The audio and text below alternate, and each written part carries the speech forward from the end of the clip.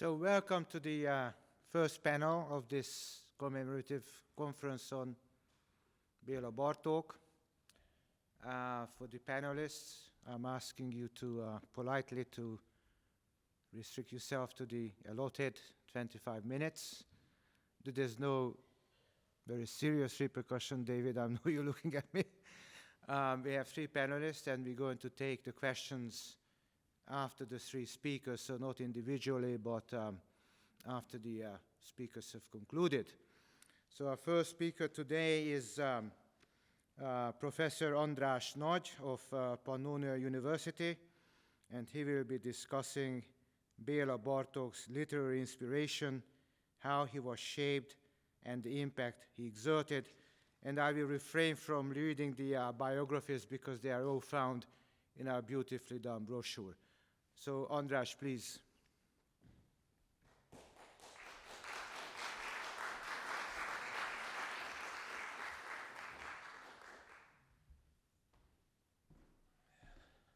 Thank you, László. Thank you for the invitation, for having me here. It's a pleasure and an honor to be here at Bloomington and also in the footsteps of Bartók. And I have to apologize because I have a very heavy Hungarian accent, and my only excuse is that Dracula had the same, because Béla Lugosi was the actor who played Dracula, actually a contemporary of Bartók. I didn't make presentation because literature mainly about words, and I have plenty of that. It is hard to imagine on this side of the world how literature had been not only appreciated, but often as overestimated in Central Europe, particularly in Hungary, considering it much more than only an art form, but rather as a guarantee for national identity, a chance for resilience, for consolation and for motivation, while it was also a battleground for social and political conflicts, a solid expression of historical hopes and frustrations, and at the end of the row, also a source of aesthetic value. This was true in the turn of the 19th and 20th century, during the youth of Bartók, when a movement of literary renewal started to unfold that soon created masterpieces and also inspired the modernization of the society as well as other art forms, music not the least. During Bartók's childhood and early youth, these literary metamorphoses were only in the process of taking shape. Meanwhile, the dominant trend, particularly in the countryside, was the mainstream conservative, somewhat nationalistic narrative in prose and poetry. This kind of volumes dominated the small-town intelligentsia's bookshelves before the modern breakthrough started to shake up readers, critics, and the society quite a bit. This was the horizon for Bartók in his formative years, and when looking for poems to be turned into lyrics for his early compositions, he still followed the previously established tradition of composers whom he was learning from and whom he will soon leave behind, recycling the poems of Heine, Lenau, Siebel, Rückert, and of course Goethe for his early songs. Before the radical artistic turn of the early 20th century, another type of soft radicalism served as a source for literary inspiration for Bartók, the post-romantic Magyar nationalism as a basis for collective identity building in a period of growing social unrest amidst the sometimes turbulent process of assimilation of different ethnicities with both centrifugal and centripetal tendencies in the multi-ethnic Austro-Hungarian Empire. The patriotic narrative of the turn of the century conservative and petty bourgeois mainstream was popularly articulated by Lajos Pósa, the easily accessible yet mediocre author of children's literature and of nationalistic poetry, with its captivating aphorism and verbal musicality. His attractive oversimplification of conflicts, combined with the romantic and folkish pride of being Hungarian, influenced generations to come to arrive to cheap conclusions of complex contradictions, and contributed to the self-confidence of the otherwise frustrated Hungarian middle class, the so-called gentries. Pósa's poems, however, inspired the young Bartók to compose his early series of songs that signaled a slow alienation of the German tradition and had an effect of intoxication with the simplistic morality and cheap musical harmonies. Obviously, these songs were left out from the later collections by the composer. The literary renewal that characterized the early 1900s was strongly connected to the publication of the magazine Nyugat, West, that became a center for the modernizing intelligentsia and for the artists of a new generation and became an important source for Bartók's literary inspiration. It served also as a point of orientation when covering artistic events in Hungary and in Europe, and later became a forum for Bartók's reception and interpretation, confronting the conservative rejection of his modernism by the official representatives of the Hungarian intellectual and artistic establishment. The magazine's flagship poet, Endre Ady, after a similar conservative phase of his early artistic progress as that of Bartók, soon found his voice and identity via Nyugat, the magazine, and soon greatly contributed to Bartók's musical achievements. But there was another literary twist before this could happen, as another series of songs demonstrate. Mistakes are obviously, maybe necessarily made when someone is in love. And this may be the excuse for the next series of songs, as the lyrics were written by unknown authors at least for quite a long time. The love poems Bartók chose for his songs were packed with cliches and commonplaces of the time. Only one was somewhat challenging, with its openly expressed erotic desire, unusual in the post-Victorian Hungarian countryside. It was even more unusual as later research revealed that the author was a girl in her teens, as the poets for the songs were Klára Gombosi and Vanda Gleiman. The young Bartók was deeply attracted to the former, and his passion overrode age, geographic distance, and even literary taste. The infatuated composer admitted to the young girl that, quote, "If I were a poet, I had written these songs," end quote. However, the composer already realized the importance of the intonation of words and phrases when turned into music, regardless the quality of the poem. By that time, Bartók was also experimenting with a new musical language as expressed by his sarcastic remark in a letter to Gombosi of, quote, "Deep condolences to the ears of the Leopoldstadt bankers and banker wives." Leopoldstadt was the area in Budapest of the Jewish, mainly art sponsors of bankers and other businessmen. Lipótváros, Lipócia also in other expressions.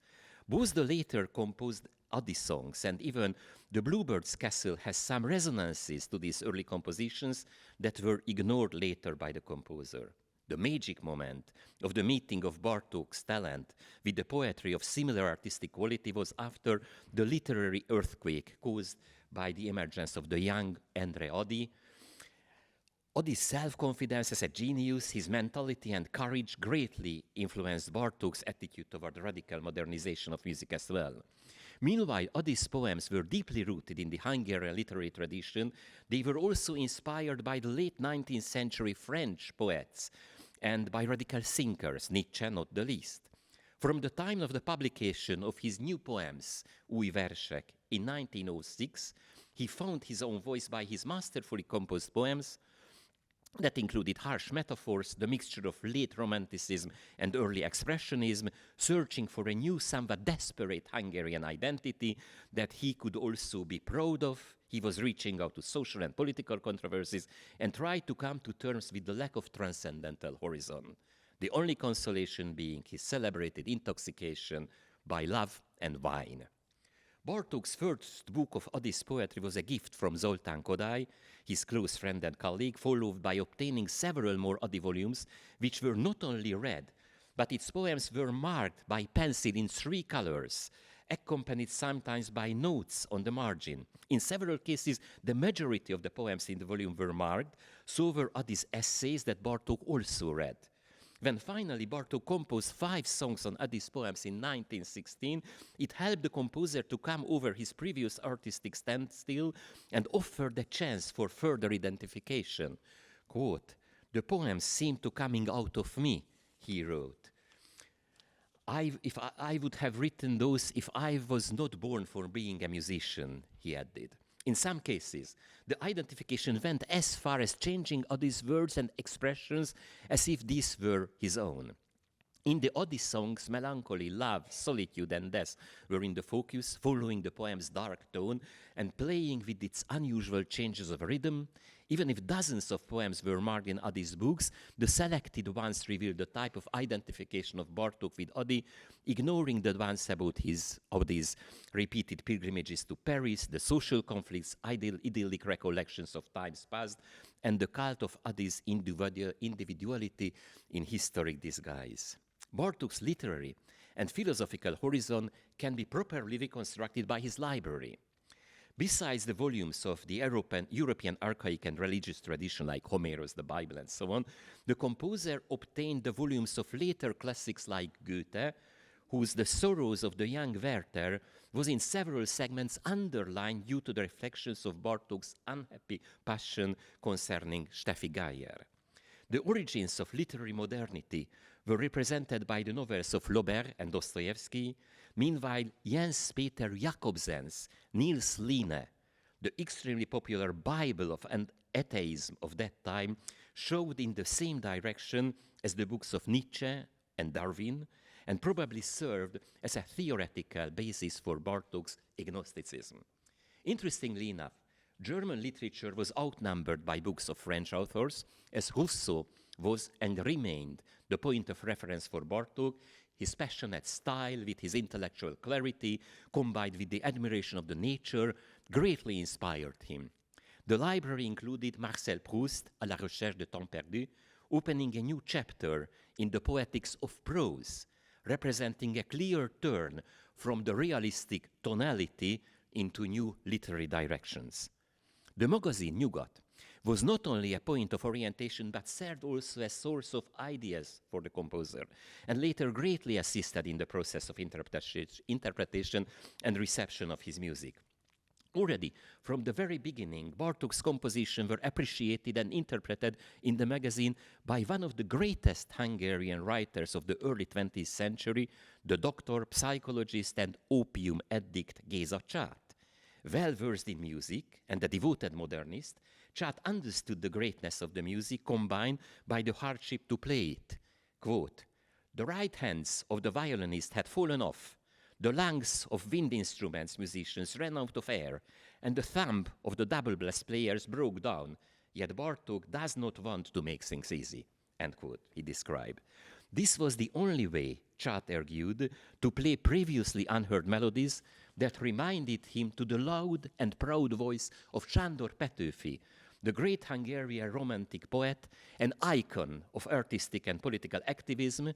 In other essays, Csát compared Bartók's music to Odyssey's poetry or Odyssey's empire of fantasy, yet Bartók's domain was healthier for the critic than that of the poet, but he also became, quote, "a lyricist and a fanatic of the new ways of expression," end quote. This was how Bartók had created his own Hungarian symphonic language that Erkel, Liszt, and Mosonyi, Bartók predecessors, were searching in vain. Thus, the young composer does not write only music pieces, but creates art, as Csát concluded. The most significant literary input for Bartók's work came from the Hungarian poet, playwright, essayist, and theater professional Béla Balázs. As two of his works, Bartók's works, Balázs's works served as a literary basis for the composer's masterpieces. The Duke Bluebird's Castle and the Wooden Prince. Kodály was again the catalyst. As Balázs read the mystic play out loud for Kodály in the presence of Bartók, who became captivated by the enigmatic, balladic, and somewhat archaic text. The story had its origin in French history and had some resonance in the Hungarian ballad Molnár Anna. Its fragments were also present in the folk tales as the monster groom, the Beauty and the Beast, for example, while the castle's secret space was known as the topic of the Forbidden Room. Balázs's text recalled the fairy tale-like theatrical masterpiece of the Hungarian romantic poet, Mihály Vörösmarty's Csongor and Tünde, and definitely was inspired by an opera version of the Bluebird story by Paul Dukas, based on Maurice Maeterlinck's play, Ariane et Barbe Bleue ou la délivrance inutile. Its premiere in Paris in 1907 served as an inspiration for the author and encouraged Balázs to create his own version. It was motivated also by Balázs's personal crisis, referring to the poet's endless desire for women, with the endless despair after each and every affair. He noted in his diaries, "What was a conquest yesterday by now became an irreparable memory," he wrote. More than one tragedy paved Balázs' way from one woman to the next. Irma Seidler, for example, a painter of the Nagybánya school, we shall hear soon, committed suicide after had an affair with Balázs and earlier with György Lukács. Yet his desperately proud self-pity, Balázs' self-pity, dominated his thinking as expressed in his many writings, including the theoretical ones as well, for example, Halál Esztétika, the aesthetic of death. The mystery, as the literary genre of the play, was defined, had a post-romantic tone, somewhat sentimentalist and fragmented, and could resonate to Bartók's experiences and grievances, recalling not only the unhappy love affair with Klára Gombosi, but also with Steffi Geyer. Thus, he was ready to be receptive for the play's balladistic tone and fatal dynamics between man and woman. The other reason for Bartók's interest was probably the archaic Voltaire-like composition of the play, starting with the role of regős, archaic and poetic storyteller, originated in pre-Christian literary traditions. This will return in the Cantata Profana, while the play's structure included rhythmical repetitions, thus not only the meaning of the text, but the anaphoric and cataphoric segments created a particular atmosphere in which both anxiety and expectations were expressed by Balázs' poetic textual musicality. In Maeterlinck's play, the woman was Ariane, while in Balázs' text she was Judith, engaging in a fragmented and stylized dialogue with the Duke. Her name and probably part of her character was inspired, if not directly borrowed, from Friedrich Hebbel's tragedy, Judith, based on the Old Testament story that included psychology, fatal sexual attraction, and the mortal power of love, touching upon rape and murder.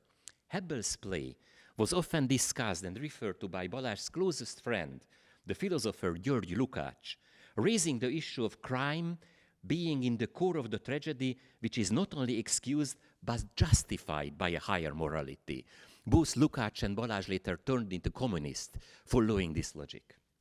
In Bartók's version, the pentatonic phrases of Bluebird were in sharp contrast with the chromatic tones of Judith, suggesting the deeper conflict between the two lovers' identities, reflecting to the antagonism between man and woman in love, a pet theme for dramatists from Ibsen via Strindberg to Maeterlinck at the turn of the 19th and 20th century. Judith left her family, her suitor, and her entire past for the Duke, while Bluebird hopes that by Judith's love and by her devotion, he can leave behind his past.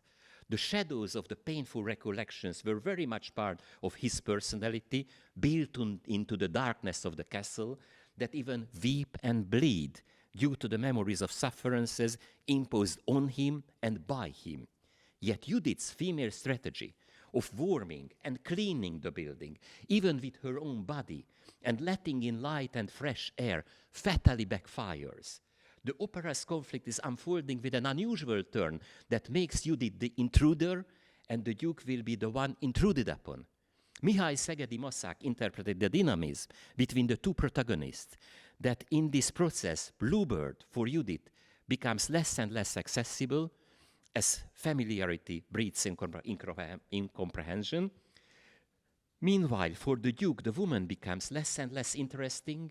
Judith's repeated query, quote, "Give me the key, Bluebird, because I love you," end quote. Later develops, quote, "I am here, I am yours, now lead me everywhere," end quote.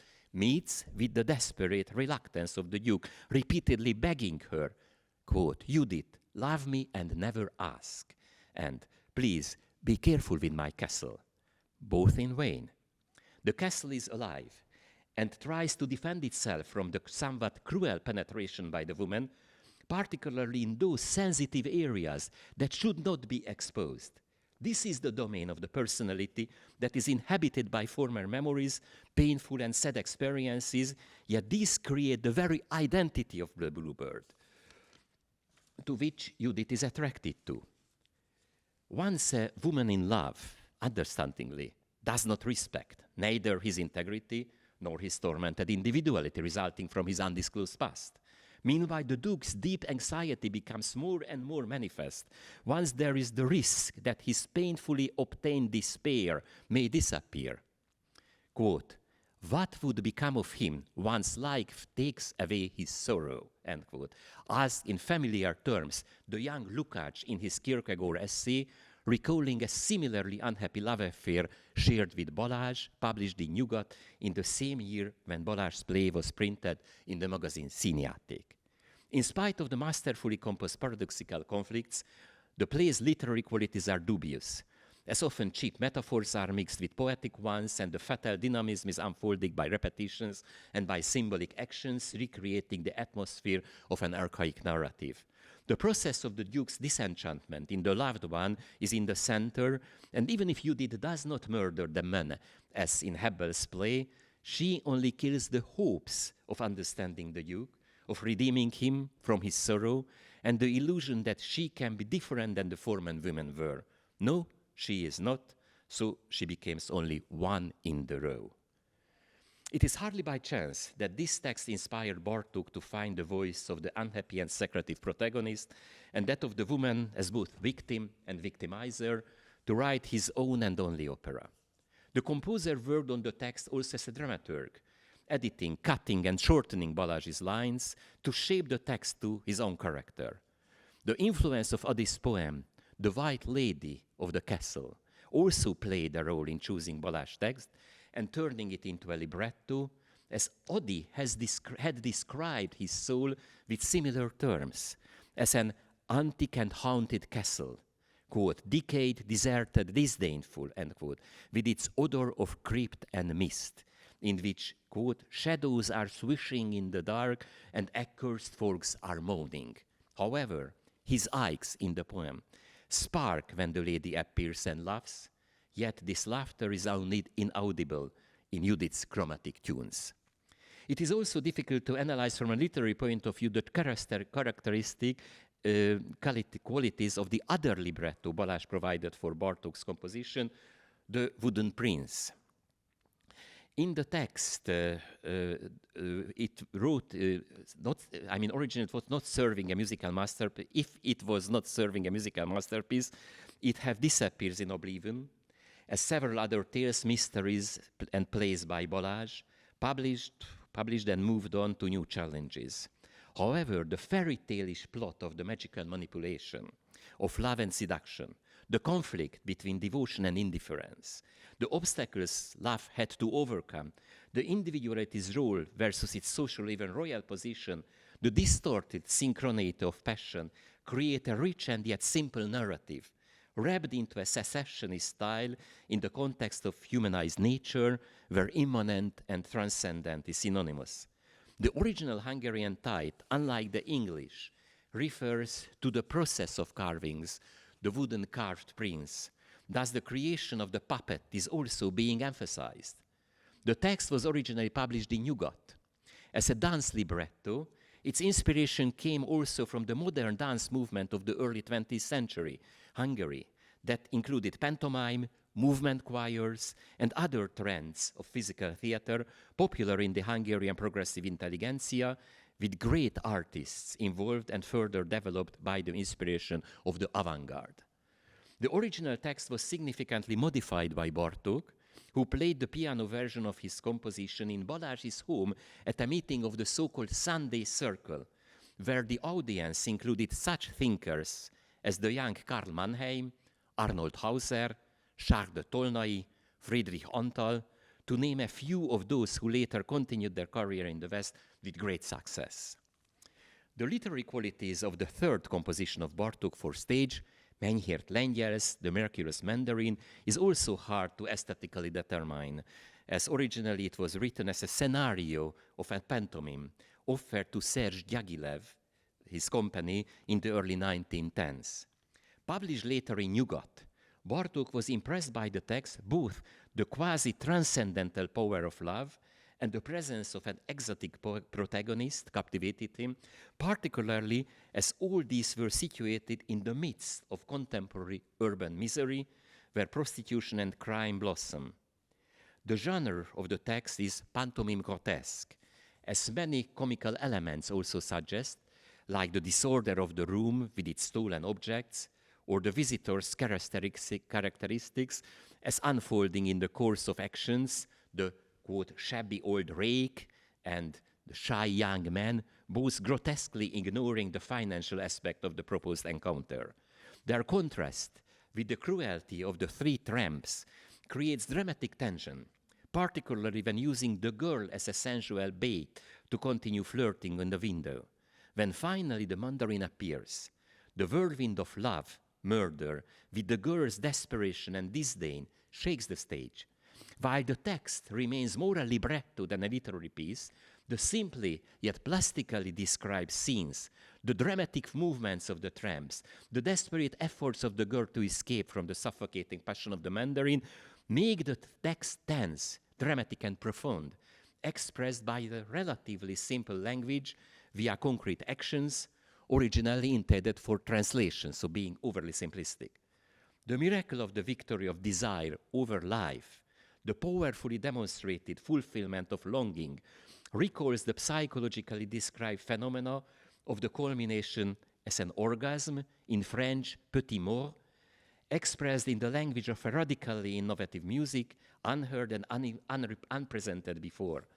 Lengyel's text greatly contributed to the character of Bartók's inspiration, as the words became perfect raw material for a musical masterpiece. And this is why the performance was banned in Köln by Konrad Adenauer. This was the last literary text that Bartók was inspired by, as in other compositions, words were not needed except the cantata profana, yet it was based on folk poetry in which words are organic elements of the songs, inseparable from the tunes.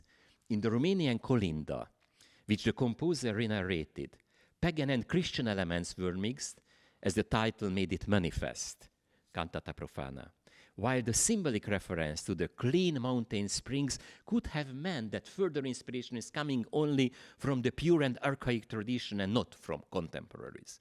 Meanwhile, the history of the sons turning into deer and finding their home beyond family and beyond civilization in cantata profana recall the metamorphosis of Ovid and the wonder deer of the Hungarian mythology, as beautifully poeticized by János Arany, one of the greatest Hungarian poets of the 19th century.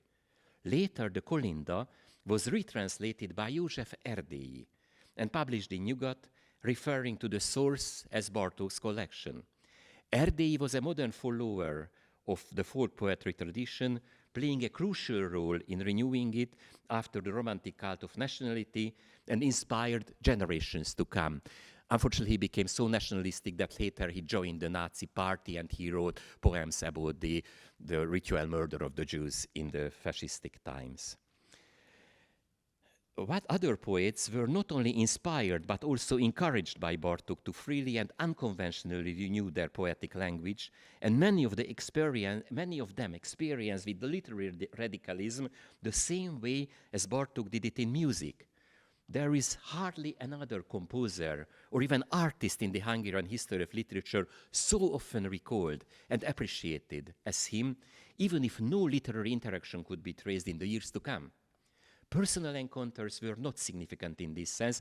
Meeting with Adi years ago somewhat failed, its memory being overshadowed by a slight insult. Adi said to Bartók, "I thought you were bigger." The poet said that Bartók interpreted as a reference to his music, as great and big is the same word in Hungarian, Nagy. Strangely enough, Béla Balázs shared this judgment, yet luckily kept it for himself, when describing Bartók in his diary as naive, bearish, silent toughness. I did not feel the greatness in the human being. However, when Bartók was playing at the piano, quote from Balázs, he becomes wonderful, besides sniffing nervously, end quote. Balázs highlighted in his poem on Bartók that, quote, "You are not pleasant, nor amusing, but as a naked blade, you carry yourself," end quote. Meanwhile, Bartók also gave voice to the muted sufferances of the peasants with his subtlety and strength. Bartók's literary appreciation in poetry went far beyond those poets who closely resonated to his artistic breakthrough. The master of the Hungarian Avant-Garde, poet, writer, and painter, uneducated worker otherwise, turned into artist, Lajos Kassák, expressed his admiration from a totally different point of view. Thin as a fishbone, he described the composer's fragile body shape, but once he sits at the piano, he turns into a dragon, quote, clanking, crying, and sometimes barking, end quote. Then the walls fall down, as Kassák described, and the sky darkens, overstepping daily the borderline of good and bad with his music, as if Bartók were also a comrade in destroying the past conventions and opening a new horizon of expressing previously unheard and unarticulated experiences in their ultimate radicality. While the Nyugat was the point of orientation for many artists, writers, and intellectuals, not least for Bartók himself, the leading poets of the magazine hardly were receptive to Bartók's music. With the exception of Gyula Juhász, who from the early phase of the composer's appearance follows his path and commented on the previously unimaginable qualities of Bartók's music, being devout and pagan, as his poem described, joyful and desperate, but also humble and proud. The pure admiration was only slightly infiltrated by jealousy.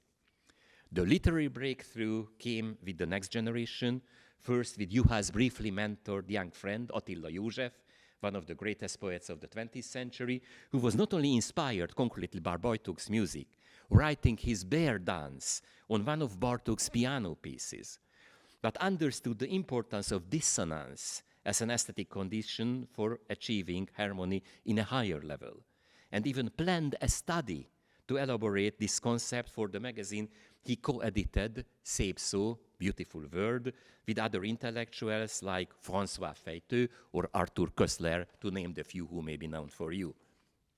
In this magazine, Bartók himself also published his studies for the encouragement of József, who addressed his letters to him, to József Attila, to Bartók as my master. The other outstanding poet of the same generation, József's rival, friend, and colleague, Gyula Illyés, contributed probably to the interpretation process the most, with his long and masterfully disharmonic poem, Bartók, 10 years after the composer's death in Stalinist Hungary, where Bartók's music was disliked and practically banned. Illyés's complex and both aesthetically and morally composed poem highlighted the importance of disharmony as long as sufferance is present. The poet also protested against the false harmony demanded by the communist cultural policy and recalled Liszt's example, similarly praised once by Mihály Vörösmarty, as a genius has to leave his homeland to find appreciation. The poem was one of the first samizdats in Hungary. Typed and retyped versions were circulating among intellectuals and contributed to the political fermentation leading up to the 1956 revolution. Actually, our family had also a copy of this retyped version of Bartók's poem that was not legally, that Illyés poem on Bartók that was not legally allowed yet to be published. The list of greater and minor poets is long. I have the whole list, but I think time is running out, so I will not read that.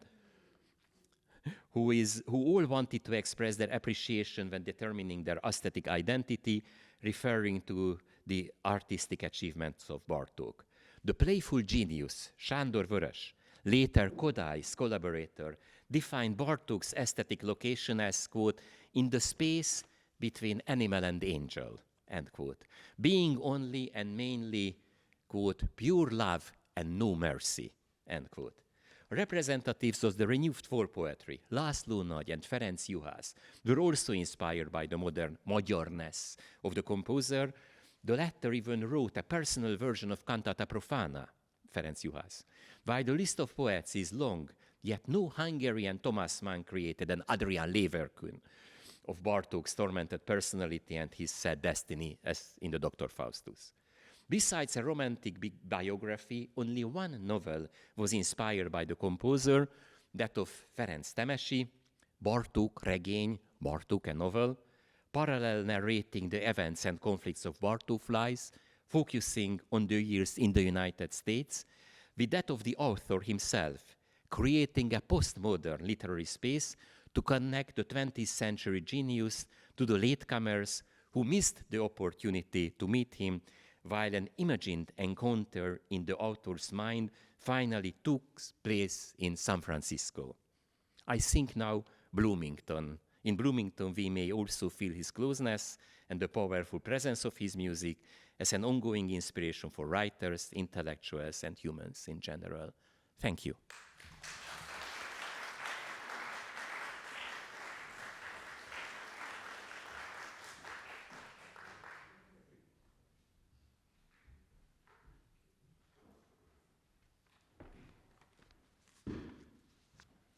Thank you, András, for this very, very thought-inspiring presentation. And our next panelist is Gergely Barki of the Hungarian National Gallery, and the title of his presentation will be Bartók and Modern Painting, Radical Avant-Garde Artist Friends versus his own conservative taste in art. Gergely, please.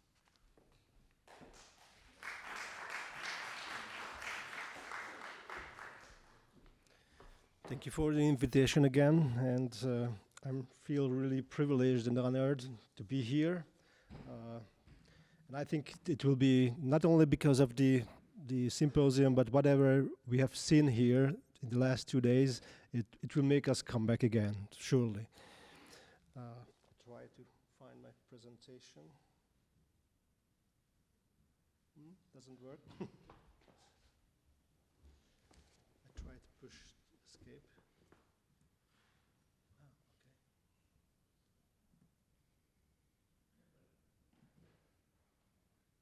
Thank you so much. In the history of Hungarian culture, the beginning of the 20th century was a real golden age, a uniquely fortunate and brilliant constellation as a result of which Hungarian artists provided outstanding performance in almost every branch of art. In the period preceding the First World War, intellectual and artistic endeavors in Hungary progressed in parallel with international trends, which was primarily due to the Western, especially Parisian, orientation of the artists. These artists, who also worked with the intention of reforming society, saw the new in everything, which is why the word new is almost without exception included in the names of the associations established in their own fields. One of the most outstanding poets of the era, András, published a volume entitled New Poems in 1906, which had an elementary influence on painters and other circles of intellectual life. Bartók himself also wrote music to Eddie's poems, as all too much later, as we have already heard it from András. Tightly collaborating with the Waldbauer Kerperi String Quartet, Béla Bartók, Zoltán Kodály, and Leo Weiner founded the new Hungarian Association, the UMZE, in 1911. Artur Bardos and Béla Révész founded the new stage, Új Színpad, in 1912. In the summer of 1909, critic György Bölöni organized an exhibition tour under the title New Hungarian Painters, and in December of that year, the first radical group of modern Hungarian painting, the Eight, was recruited from this. They held their first exhibition not yet under this name, but under the title New Pictures, Új Képek. This was the name of the group for a short time. The word new, therefore, appears as a symbol of the endeavor for modernity in each newly formed organization or group. The prominent representatives of these new endeavors supported each other in many ways, and lots of their joint performances took place. First of all, the exhibitions of the new painting associations and groups provided the platform for these common events. Of course, these new attractions often caused astonishment or even scandal, but the more enlightened public welcomed them with great enthusiasm, of course. During the period in 1908, the magazine Nyugat was also launched, which attracted radical writers and poets of the era, as well as prominent representatives of other segments of culture. The authors of the magazine regularly held readings at modern art exhibitions and reported on them, as they give space to criticism and news reports about the concerts of Bartók and his associates and the performances of the UMZE. Bartók and other representatives of the UMZE also regularly performed at various events, evenings, and matinees organized at modern painting exhibitions. So these were almost, so to say in German, Gesamtkunstwerk, or all art movements. One of the most important events was the concert held on the second exhibition of the Group of Eight in April 1911, where Bartók's latest piano pieces, the Four Lamentations, Opus 9, and the Three Burlesques, Opus 8, were premiered. It is perhaps not useless to mention that Bartók played the piano under this huge canvas painted by Robert Berény, the most radical and the most talented member of the group. But this #1 masterpiece has since been lost and is still missing. If any one of you knows where it might be, please let me know and contact me. Several members of the eight painters not only studied instrumental music and were well versed in the world of contemporary music, but were also direct contact with Bartók, Kodály, Weiner, and the members of the Waldbauer Kerperis string quartet. Among the 8 painters, Robert Berény stands out due to his strongest and widest musical connections, as he was in the closest contact also with Béla Bartók himself. When Berény set off for Paris at the age of 17, he was not only attracted by the Mecca of painting, but his music teacher, Lajos Berkovics, former first violinist of the celebrated Parisian Lamoureux Orchestra, considered the young Robert a talented violinist and encouraged him to further his education in the French capital. He nevertheless chose painting, but his close connection with music was never severed. One of the first American representatives of Cubism, Max Weber, lived with him in the same studio building on Rue Campagne Première around 1905 to 1907.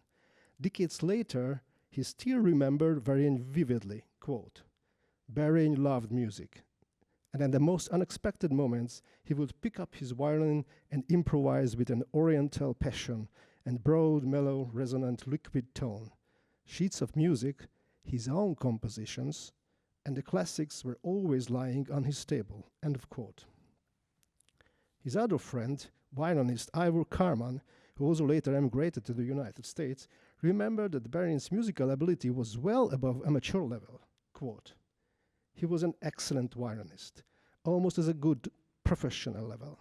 You can imagine that I stared at his ear, that as a painter he played the piano, Debussy's complicated harmonies excellently. He really loved Bartók's music too," end of quote. By then, Berény was already considered an established painter in Paris. He became a member of the French Fauve group and exhibited works with Henri Matisse, Derain, Vlaminck, Dufy, etc. in the very same room on the Salon des Indépendants. For example, these works, about which the famous painter Maurice Denis also wrote an appreciative review in 1908. The first written source that Berény was already acquainted with Bartók at this time is a letter that the composer wrote to his mother on Christmas 1909 from Paris on his honeymoon. This not only reveals that his relationship with Berény was already so intimate that they spent Christmas Eve together at Bartók's temporary lodgings in Paris, but also that they may have known each other for much longer. A few days later, the first exhibition of the Group of Eight, then called New Pictures, opened in Budapest, but Berény did not personally participate in it. Only a borrowed landscape represented him in the newly formed group of painters. However, Bartók returned to Budapest shortly afterwards, so he probably saw this exhibition, while Berény remained in Paris so he could offer the composer to continue trying to find French musicians for playing his music, as Bartók had already tried unsuccessfully to find supporters in the French capital during his honeymoon.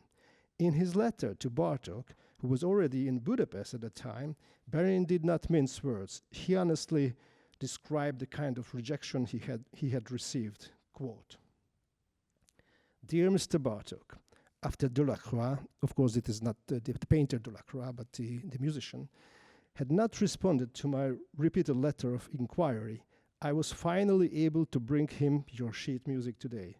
Sad result. Complete failure. He does not like your things at all."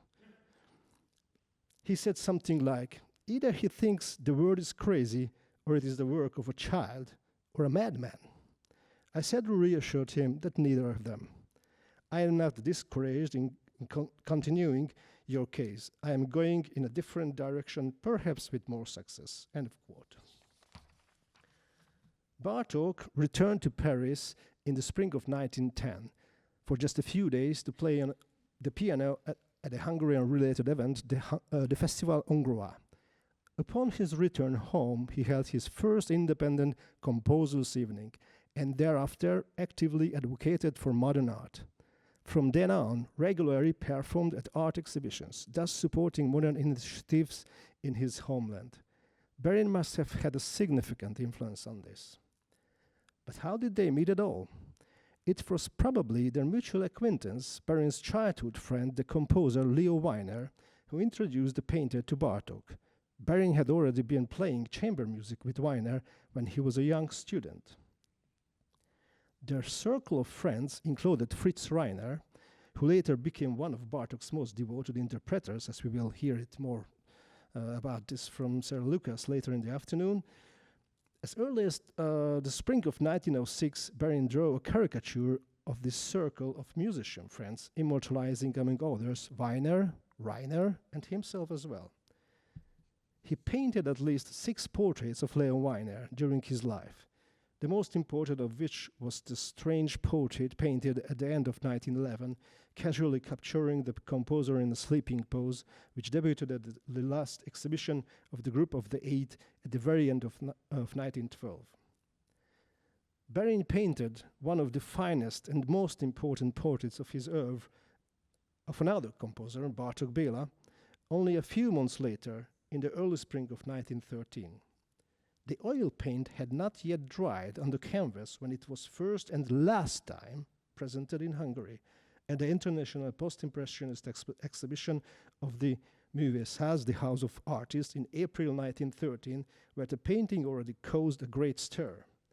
This painting is one of the most mysterious works of the entire Berin research, arising still some of unanswered questions. This superb painting also occupies the most important place among the works of art about Bartók, and which, some exaggeration, it can even be said that it is one of the most iconic masterpieces of the entire 20th century Hungarian modernism. The circumstances of the painting of this marvelous portrait are still unclear.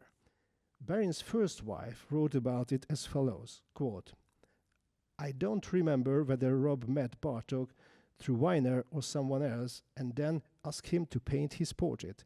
Bartók visited us for quite a while, and as far as it was possible to have a warm relationship with Bartók, that was it." End of quote. This reveals that the portrait was painted in Berin's studio in Buda, but the composer's eldest son supposed that it was executed in their own home, although he could hardly remember this since he was only 2.5 years old back then. The Bartók family moved to the outskirts of the capital, to Rákoskeresztúr, around this time. It is known that Berin did indeed visited Bartók's family house, but the painting was certainly not executed there, but in his own studio. The painter's first wife also reported on one of their visits to the Bartók family, which reveals that Bartók introduced the Berins to his latest works. Berin's wife wrote, quote, "In any case, Rob and Bartók were interested in each other. I remember one day when Bartók invited Weiner, Robert, and me to visit them. They lived in a small house somewhere near Pest, with his charming, very young wife and little Béla, who was then a child sitting on an arm. Bartók played us the piano excerpt of Bluebird before it had been performed or published." End of quote. This visit may have been 6 or even 7 years before the first performance of Bluebird, and at least a year before the portrait was completed, perhaps sometimes in the spring of 1912. The 1913 portrait, however, was already painted at the time when Bartók, disappointed by the attacks on him and the UMZ, had withdrawn from public appearances. It is known from several sources that he fell into a deep depression at this time, and it is strange that he took on the modeling position in this mental state. The spring of 1913 was also a watershed period in Barény's life. The last exhibition of the 8 held at the very end of 1912 led to their disintegration, as only half of the group exhibited at that time, and they never got back together again. As in Bartók's case, Barény also came to a crossroads due to the negative reactions of the public and the conflicts between the members of the group. The painter had written his Ars Poetics not long before, which was published in the magazine Nyugat. In it, he explained that the painter must constantly strive for renewal, for the search for the new. Quote, "In art, we must always ceaselessly create and invent something new. We must communicate the entire content of our soul with all the power of our emotions, in new ways, with absolute freedom. Let us learn to appreciate invention and the ability to freely communicate." End of quote. Before he painted Bartók's portrait, he had already sketched a portrait of the composer in writing, which was also published in Nyugat under the title The Case of Béla Bartók. Thus, Barény wrote about Bartók, quote, "A talented person need only want to create something new. If he succeeds in this, he will be eo ipso great." Bartók's string quartet is currently characterized by the fact that there is practically no harmonic sequence in it that anyone had done before him. The parts walk the intervals in a way that no one had led a part before him. Its rhythms and dynamic contrasts are similarly found nowhere else. In this work, he created something new, which is unnecessary to explain. We have to experience it. Let it become a part of our lives, and we can follow the actions of Bartók's senses with the help of the appropriateness of our senses. We will find it great, just as we once found something great by Bach or Mozart or Beethoven. End of quote. Barény absolutely did the same in painting, constantly experimenting with new solutions, and one of the most exciting results of this is the Bartók portrait. During this period, the painter conducted his own experiments with paint. He worked on creating a paint material that dried so quickly that it was extremely transparent, almost glass-like. Since these thin layers of paint dried quickly, he could rapidly apply them onto each other, thus achieving a mystical effect. On the back of one of his other paintings made at the same time, just as a recipe, he also wrote in French how the painting should be revarnished every 25 years, as this new paint material was extremely sensitive. The Bartók portrait was also made with this specially experimented fragile paint material. Barény also delved into psychoanalysis research during the same period, and again, not on an amateur level. Among his best friends, he could count Sándor Ferenczy, the most important representative of the Hungarian Psychoanalytic Society and Freud's direct colleague. In his villa in Buda, Barény once hosted Sigmund Freud himself. In the same villa, where he also had his studio, he had held weekly psychoanalytic discussions with Sándor Ferenczy and Ignótus, the editor-in-chief of the magazine Nyugat. By the way, Ignótus later became his brother-in-law. Shortly before the Bartók portrait, he also painted a portrait of Ignótus in a very, very similar style, and the graphic sketch of which was reproduced in the magazine of Ignótus Nyugat. In both paintings, profound psychic observation is evident, and accordingly, strong expressiveness prevails in the style of painting. Barény had also discussed this endeavor in writing shortly before in the already mentioned Ars Poetics, quote, "Art is unimaginable with an artist without a psyche without an individual characteristic. The aim of the artist is to communicate his entire spiritual content with his art." End of quote. He also brought the spirit of psychoanalysis into his music criticism, which also appeared in the columns of Nougat. Regarding one of the UMZ performances, he wrote, quote, "I generally consider a great artist to be the one who best draws out our dormant instincts. If I were to pursue these thoughts further, it would take me too far, among Freud's greatest insights." End of quote. Barry understood Bartók's intellectual greatness and also felt the elemental power and influence of his music. He did not project his own spirituality onto the canvas, but rather faithfully captured every nervous twitch of the model. And in fact, this portrait perhaps resonated most faithfully with Bartók's music of that time. Bartók's younger son, Peter, commented on this, quote, "At one time in our home, there were photographs of two paintings side by side.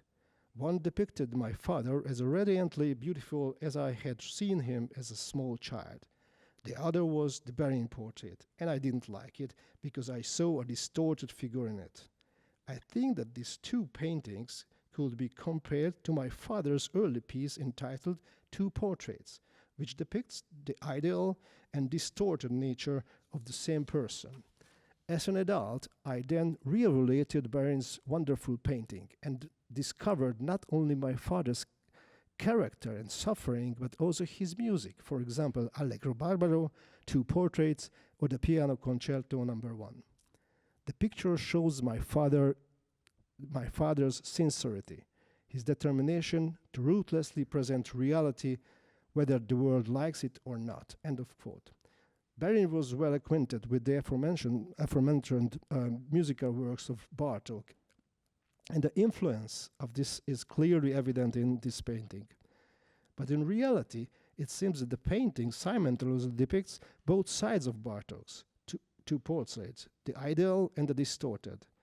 It is true that Bartók's diabolical character is most striking in the painting. However, if we compare the painting with the photo taken perhaps in the very same year, Barry's expressionism does not seem exaggerated at all. One of the mysteries of this magical Bartók portrait that still seems unsolvable is the question of Opus 3. What does the inscription Opus 3 mean among the markings Barry wrote in the upper right corner of the portrait? We don't find anything similar in any of Barry's paintings. However, we do know that the portrait of Bartók was painted much earlier by another painter, you can read his name projected, on which the composer himself wrote down the first 4 bars of his Opus 3, i.e. the first orchestral suite, and signed it, giving also the location and the exact date. Bartók's Opus 3 was absolutely current when this picture was made. The first suite, i.e. Opus 3, marks a watershed in Bartók's music, in which the spirit of the modern Bartók is not yet felt. This early work of the composer can actually be seen as a slightly more innovative arrangement of the music of Franz Liszt, and it is unlikely that Barry wanted to refer to this piece of music by Bartók in the spring of 1913 on his own work. Perhaps he marked his paintings, which he considered his own most important main works. If so, what were Opus 1 and Opus 2? Since we do not know of such marking on any other of his paintings, we can only speculate now. One thing is certain. He also wrote the model's name in the inscription on the Bartók portrait, and there is only one other painting of Barry like this, the aforementioned Ignotus portrait. So the question is still unresolved, but perhaps there will be someone among you who can give a better idea of how to solve it. The Bartók portrait then was exhibited in Vienna a year later, in the very year of the breakout of the Great War. And then again, a year later, it went to the USA, to the 1915 World's Fair in San Francisco, the so-called Panama Pacific International Exposition, or PPIE for short. The curator of the exhibition was John Nilsson Lorvik, whose wife, Elma Pálos, was Hungarian. So in 1914, he had a chance to collect nearly 500 works of art in Budapest for the World's Fair of 1915. Moreover, As a member of the psychoanalytic circle, Lorwig's wife knew Berin very well, so they selected several dozen works of Berin for the San Francisco show. Lorwig was also invited to Berin's house for chamber music, where the American curator fell in love not only with Berin's paintings, but also with Bartók's music. Bartók's folk song collecting activity and his enthusiasm for folk art may have also influenced him, as Lorwig organized an exhibition of Hungarian peasant art in several cities across the USA, already a year before the World's Fair. After closing the World's Fair, he never sent back the Bartók portrait and another painting by Berin, the Golgotha. He cunningly appropriated these two paintings, or to put it rather bluntly, he simply stole them from Berin. The painter never saw them, however. As fate would have it, both died in 1953, so the paintings were only rediscovered from Lorwig's San Francisco warehouse after their deaths. His personal belongings were then sold.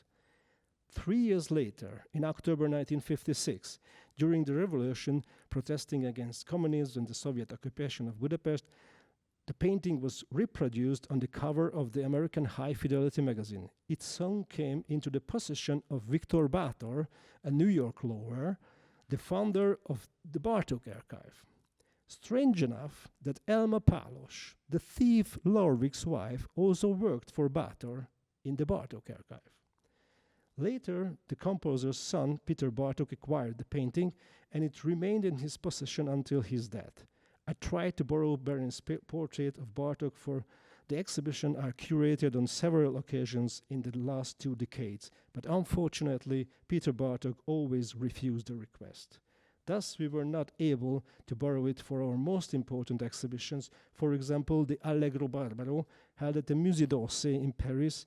Also, the painting was supposed to be on the posters and the cover of the catalogue. In the meantime, we learned from László Vicarius that the painting was no longer kept in Florida by Bartók's son, but sent to Basel to the Zacher Stiftung, the Zacher Foundation. The work is still kept there today in Switzerland, and a few years ago I was lucky enough to see this exceptional work in life together with the Berin grandchildren who live in America, in New York and in San Francisco. This mysterious female portrait was painted almost at the same time as the Bartók portrait, presumably of a singer whose identity is still in question. Since Berin only painted portraits of well-known people at that time, the model must probably be sought among the celebrated singers of the era. The lady could be related to Bartók's music or even be Italian, since the painter spent a significant part of that year in Italy. If you have any tips or ideas, please don't keep them to yourself. Berin had other interactions with Bartók in his later life. In Béla Bartók's book entitled Plays included 2 of his plays, The Wooden Prince, which was also published as a separate volume, and The Fisherman and the Silver of the Moon. Miklós Banfi provided the illustrations for the former, and Berin provided the illustrations for the latter, perhaps because Banfi had not finished drawing in time. The much more conservative Banfi may have had also designed the sets for the premiere of Bartók's musical The Wooden Prince. It is not known whether Bartók had any say in this, but it seems certain that his own taste in the visual art was much more conservative than Berin's more modern style. A few years later, another prominent and more radical representative of the Hungarian avant-garde, Lajos Kassák, whose relationship with Bartók could be a subject of a separate lecture, when he visited Bartók, he was struck by how the composer's home did not reflect to the modernity of his music, and was surprised by the interiors decorated with traditional peasant furniture. Not so much incidentally, Kassák later dedicated a special Bartók issue to his avant-garde journal Ma in English Today, where he also reproduced Berin's portrait of Bartók. Both Bartók and Berin participated in the organization of the cultural life of the Soviet Republic of 1919 in Hungary, and after the suppression of the revolution, mostly because of this poster by Berin, the painter forced to emigrate. In Berlin, In the early 1920s, Berin gave up painting for a while and concentrated on music. He also played in an orchestra, had a brief romance with Marlene Dietrich, who was studying violin at that time in Berlin, and he even composed. His string quartet piece was performed with great success at the evening of the left-wing association Novembergruppe in 1922. Bartók himself commented on this with appreciation. Berin's music, however, was less modern, and Bartók probably praised him only out of politeness.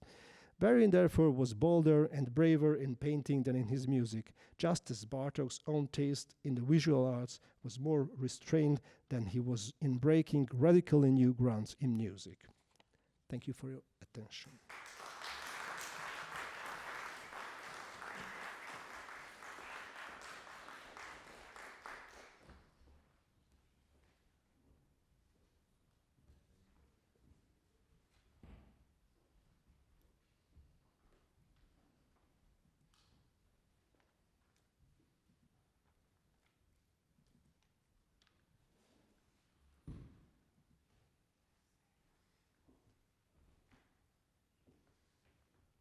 Thank you, Dr. Barki, for this very enlightening lecture.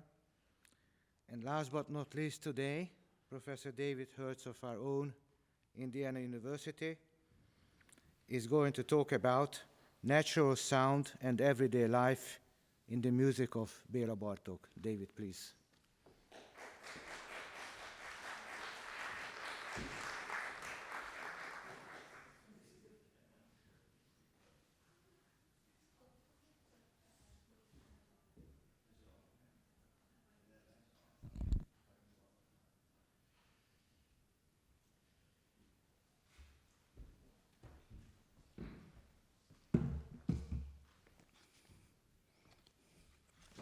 Hi, everybody. My plan is to mix things up a little bit and talk at first and then play and talk. So we'll see how it goes. So to start out, I'd like to refer to my abstract, and we can see how close I managed to stay with it, or if I got distracted, we can decide later. But at first I was thinking I would speak about how Bartók more consistently and more seamlessly than most of the other great modernist composers managed to incorporate the real-life sounds of nature and the common music of ordinary people into great art music. So I was thinking about that and reviewing the rich repertoire, particularly of the keyboard of Bartók, and rediscovering him. I had thought a little about this before, and it was just a great pleasure to come back to it and go into our wonderful music library and pull out pieces I'd missed and go up to our third floor where we have a whole bookcase of books about Bartók that have been coming out. And it was just a great pleasure. And as a lot of you have mentioned, and as I was thinking right from the start, Bartók really had 4 professions, not just 3. And he was, of course, one of the first great ethnomusicologists in the modern sense. He was a great pianist, no question about that. And he was a teacher. He had tremendous impact as a teacher. I found some of the essays written by his grateful students. I found it very moving.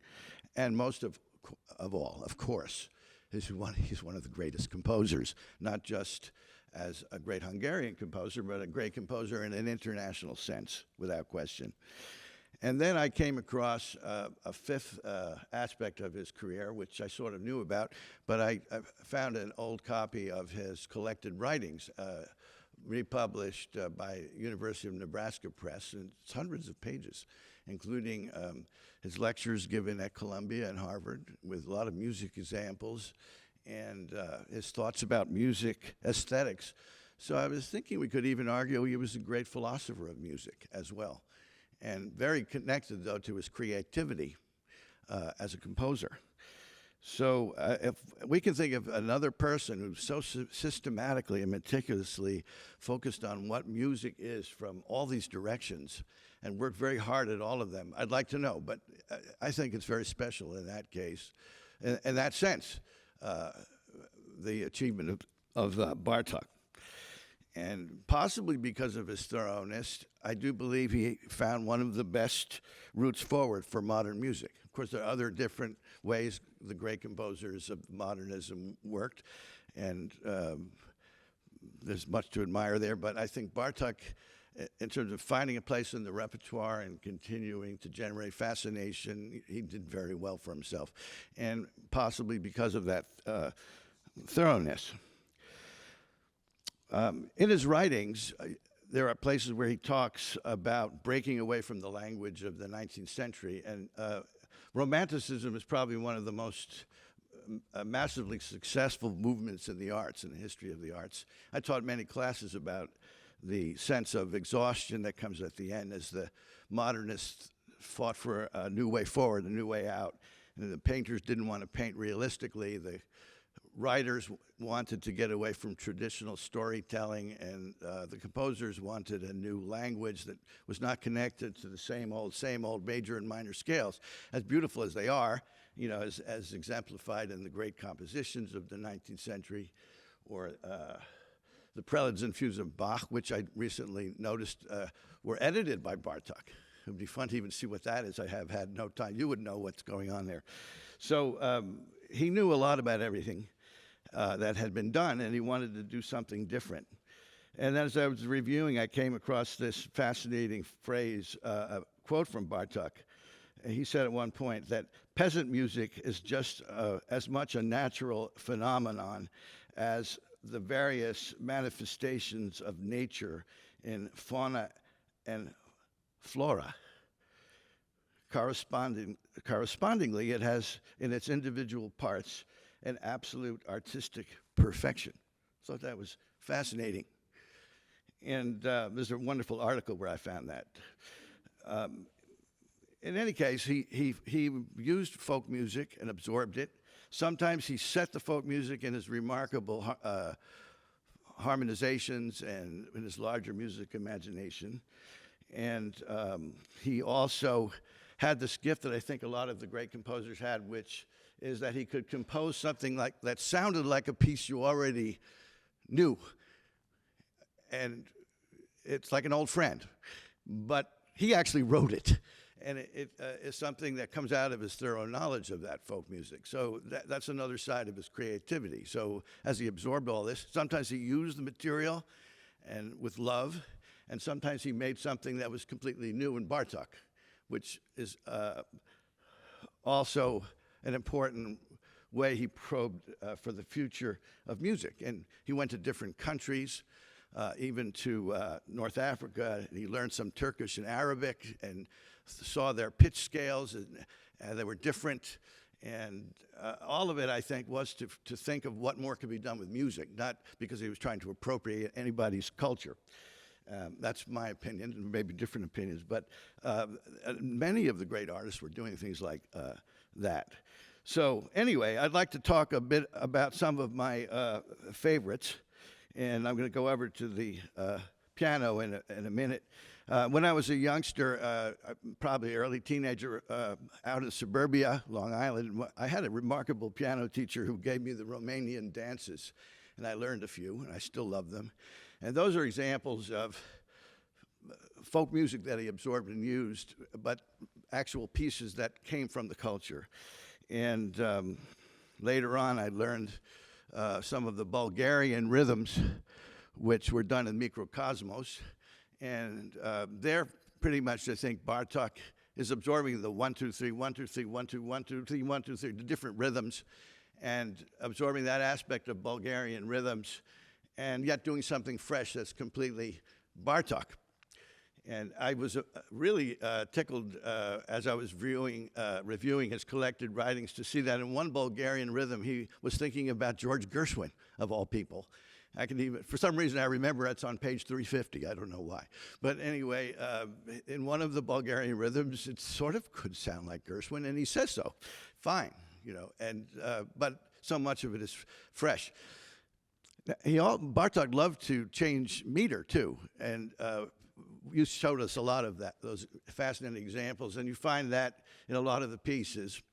And I noticed in one place when he's talking about this, that when he gave his pieces to professional musicians and asked them to play 1, 2, 3, 1, 2, 3, and then 1, 2, 1, 2, or 1, 2, 3, 4, 5, whatever, they were lost. They couldn't do it. And so European musicians could be excellent musicians, but they were not able to adapt to that quickly. And that's a fascinating thing, too. Anyway, I still remain fascinated with his out-of-door suite of 1926. And there is a special piece in it. It's known as Zabadban.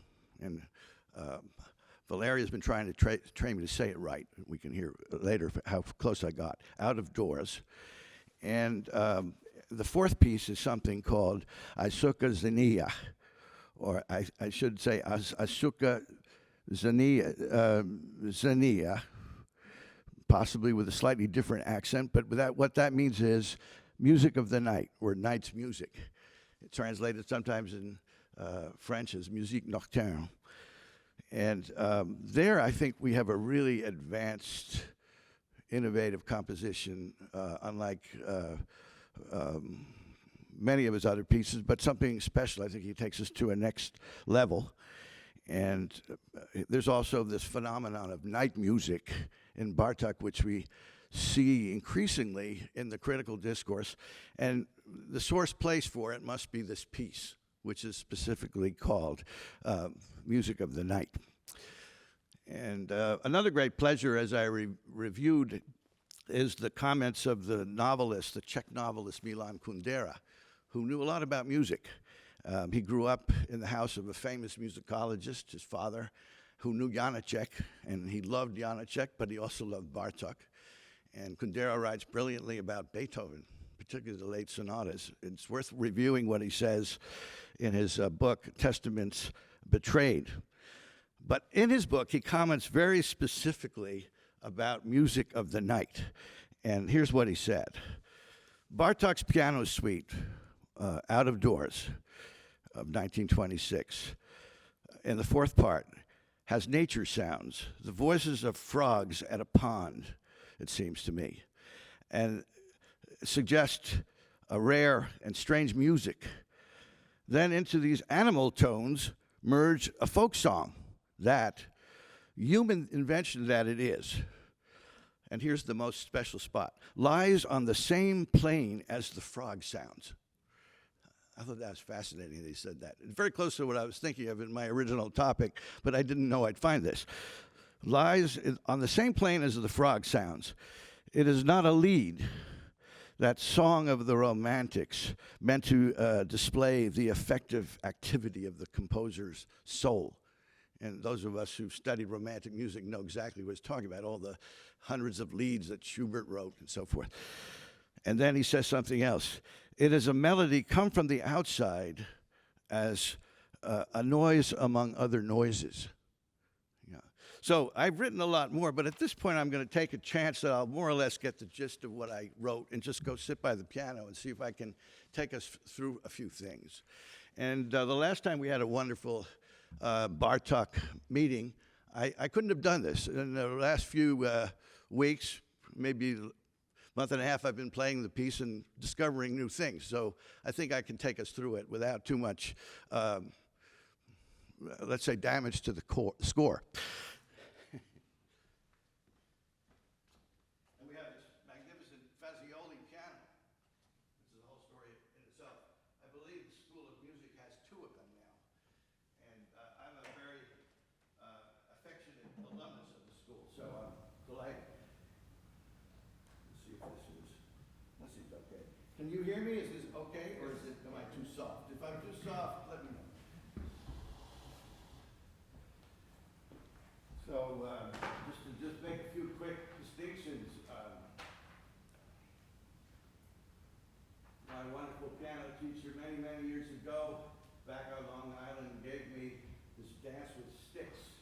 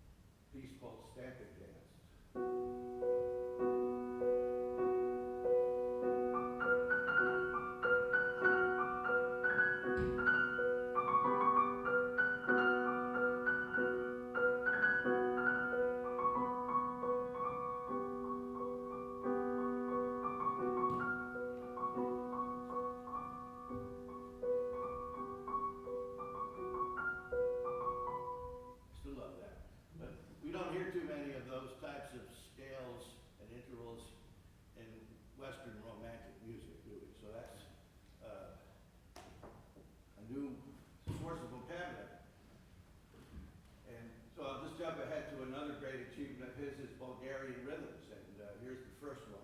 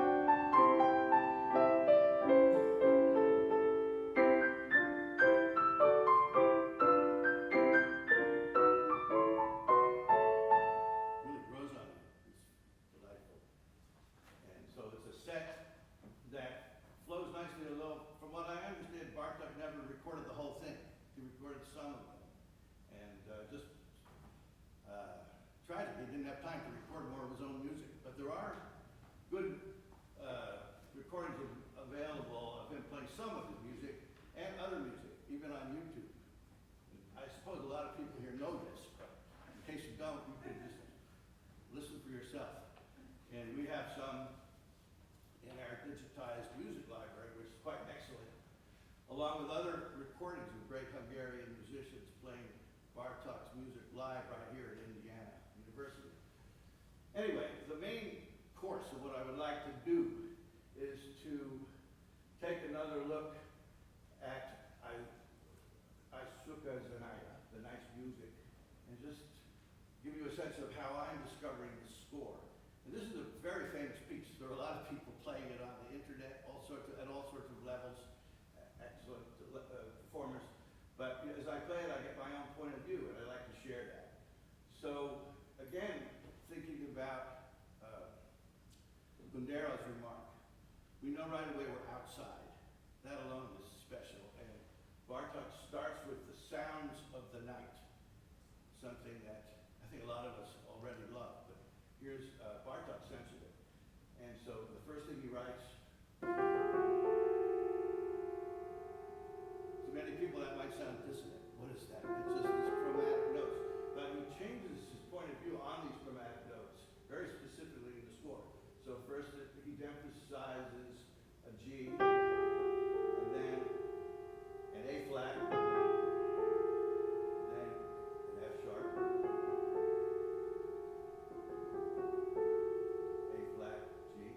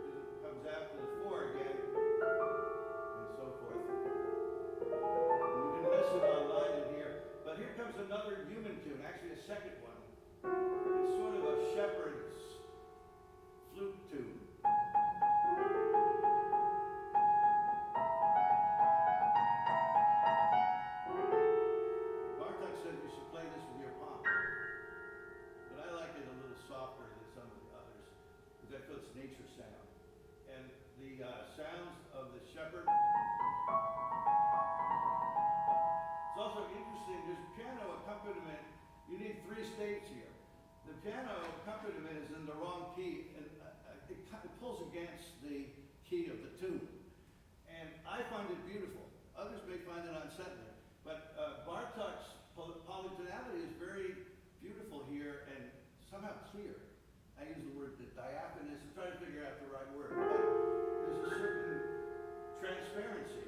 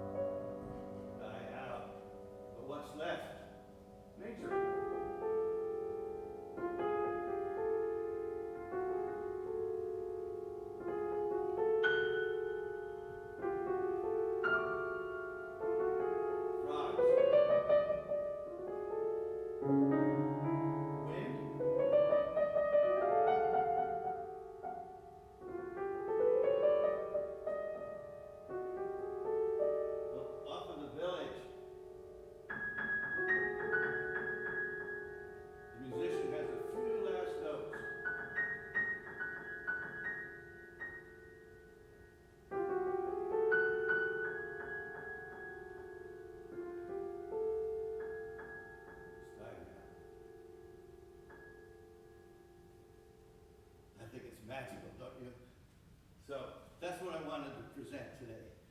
And thank you for listening.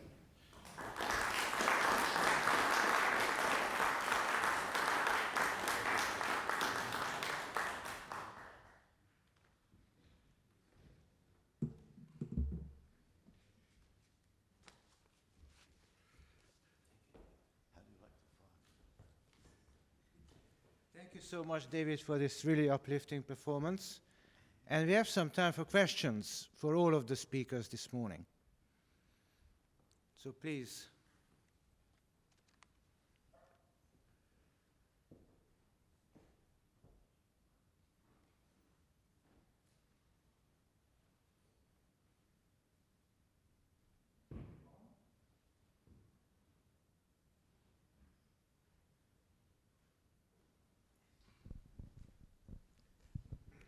I would have a couple of questions, and I would like to thank all 3 presenters for their different and very, very informative and very engaged presentations. As David mentioned, this is really a magical piece, and it was interesting to relive it through your performance,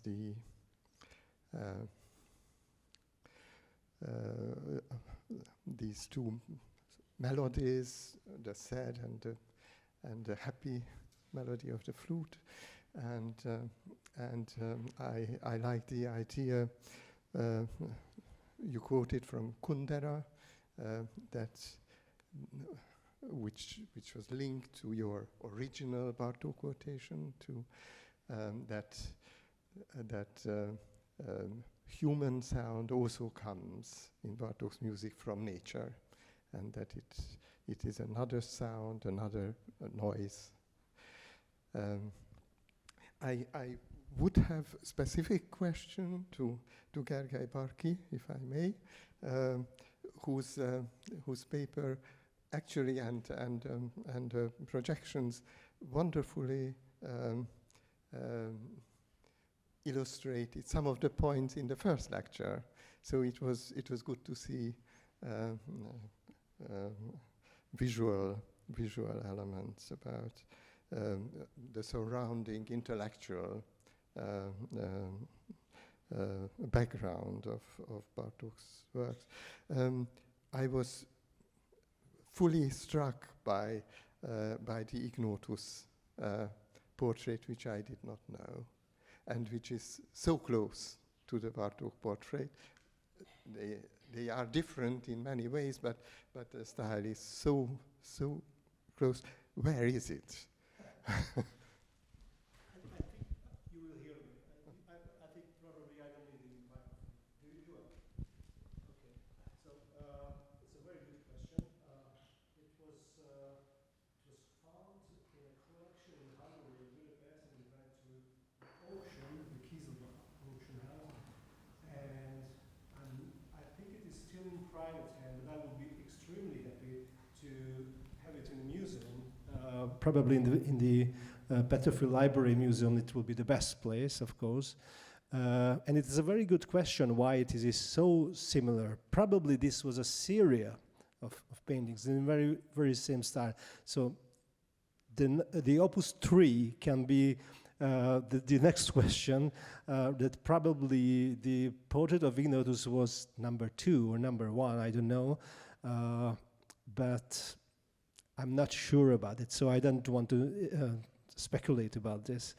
But by the way, I also projected the sketch for the painting, which was published in the Nougat, but it was never found. And recently, the owners found me that they have the sketch, the caricature. It is a kind of caricature, but it's a sketch for the painting.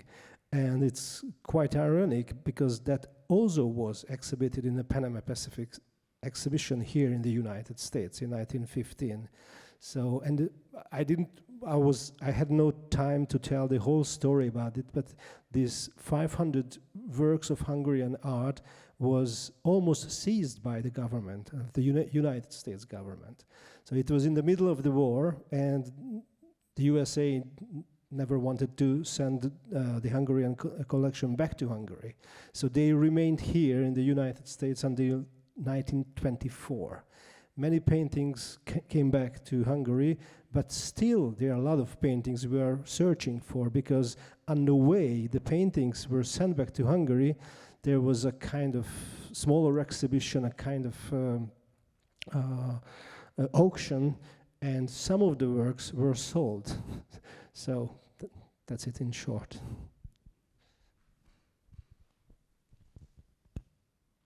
I might have one more question. You mentioned that it is unknown how Barry and Bartók might have met, and who might have been a contact person. You suggested perhaps Weiner. It is possible, although Bartók was, I don't think, on very friendly or very intimate terms with Weiner. But you showed a caricature of a company where there was also Pál Bodon. Yes. And I suggest that you might look into his circle of friends, because Bodon was in closer contact with Bartók. He accompanied him actually to Bartók's very first Transylvanian trip. He helped him collecting in Transylvania in 1907. So it is not so well known, but there is there is a publication of his own notebooks about this collection, and Bodon was there, so they were in contact. Just an idea.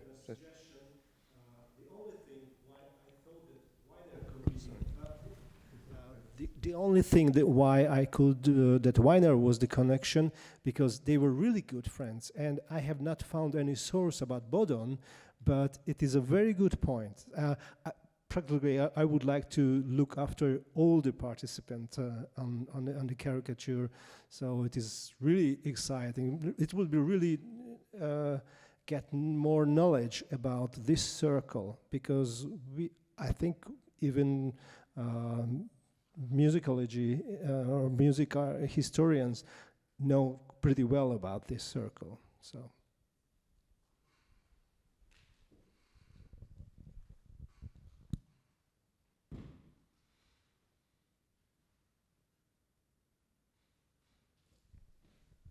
Any more questions, perhaps? If not, then we will reconvene for the afternoon session at 2:30 p.m.